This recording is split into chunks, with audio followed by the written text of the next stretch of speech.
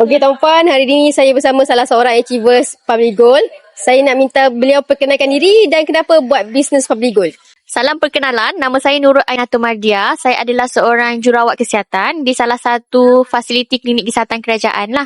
Okey, sebelum ni saya buat dealer Public Goal hanya untuk convert simpanan dalam jumlah yang besar untuk ambil package dealer.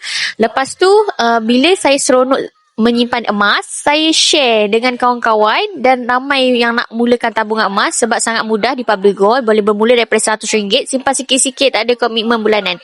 So bila mula-mula hanya untuk seronok, tapi bila dah attend training, kita dah nampak future dengan Public Goal ni, barulah saya buat secara serius untuk unlock beberapa reward daripada Public Goal, iaitu time freedom, financial freedom, business yang diwarisi dan boleh VVIP trip ke seluruh negara.